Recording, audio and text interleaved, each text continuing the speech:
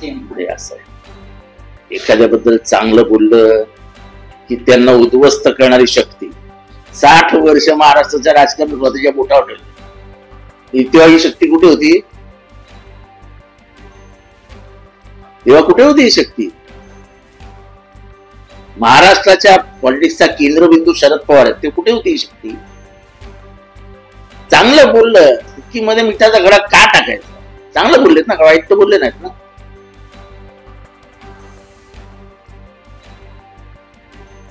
नितेश राणे यांनी एक वक्तव्य केलंय, ईव्हीएम म्हणजे एव्हरी वोट. झाले 2 दिवस झाले ते वक्तव्य करून, त्याच्यावरती माझं बोलणं आहे. चला, संजय राऊत असे म्हणतात की नागपूर पासून ते मुंबई पर्यंत महापालिका सुरू करणार आहे, त्यामुळे महाविकास आघाडीला याचा काही फटका पोहोचू शकतो. आता ते कुठल्या दृष्टीने काय मनात आहे त्यांच्या, हे काय अजून समजलेलं. तर त्यांना एकलो चलो रे त्यांचा नारा असेल तर त्यांच्या पक्षाचा निर्णय आहे असं आपण समजूया. काय बीड हत्या प्रकरणामध्ये देखील आज 7 आरोपींना मोका लावला, मात्र वाल्मिक कराड यांच्यावर अजून देखील मोका लावला. वाल्मिक कराडला अजून आरोपीच केलेला आणि कुटुंबाने FIR मध्ये नाव दिलेलं आहे. वाल्मिक कराड यांचं नाव, ह्याचं नाव कुटुंबाने दिलेलं आहे. मला हे समजत नाहीये की ह्या प्रकरणामध्ये एवढी गुप्तता, एवढी लप्पालप्पी पोलीस का करतायत? जेव्हा जेव्हा बहुचर्चित हत्या किंवा बहुचर्चित एखादी गोष्ट उघडकीस येते आणि पोलीस तपास करतात, तेव्हा 24 तासात किंवा 48 तासात एकदा तरी प्रेस ब्रीफिंग होतं आणि प्रेसला सांगितलं जातं की हे चालू आहे, ते चालू आहे, असं झालंय, तसं झालंय. त्याच्यात ते कळायलाच मार्ग नाही. का लपवतंय पोलीस? काय लपवण्यासारखं काय याच्यात? हा कुठेतरी डाव साधला जातोय, लांबवलं जात आहे. म्हणजे विसरतील लोक आणि मग आपल्या पाहिजे तसं आपण एक केस बळवून घेऊया. संजय राऊत स्वतःचा नारा दिलाय,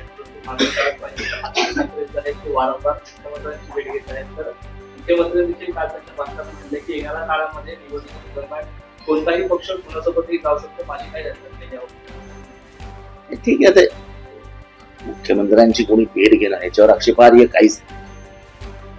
काहीच आक्षेपार्ह. शेवटी कामासाठी आमदार निवडून येतो, आमदार जातो, मुख्यमंत्र्याला भेटतो, कामं करून घेतो, मुख्यमंत्री कामं करतात. आक्षेपार्ह काय?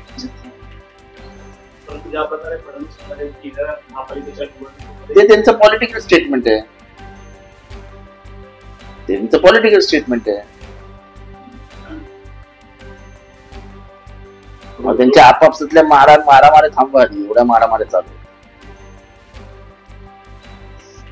बीड हत्या प्रकरणाचे जे देशमुख कुटुंब आहे ते वारंवार मागणी करतात, पोलीस काय तपास करताय की आम्हाला माहिती देत नाही. मी तुम्हाला तेच सांगतो, एवढं पोलीस का लपवताय? मी सुद्धा सगळा व्हिडिओ बघितला.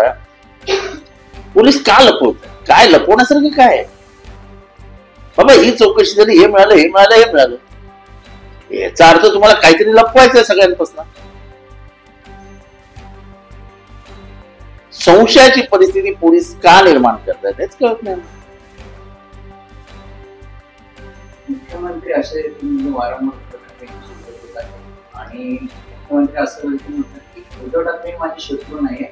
2014 पर्यंत मला तो अनुभव आला आहे असं देखील काय 2019 पासून ते 2024 पर्यंत मुख्यमंत्री असे म्हणतात की उद्धव ठाकरे वारंवार भेट देतात. उद्धव ठाकरे आमचे शत्रू नाहीत, मित्र आहेत. चांगलं, कुठेच कोणाचं शत्रू, सगळ्यांनी सगळ्यांचं मित्रच असेल. चांगलं, चांगला बोध आहे.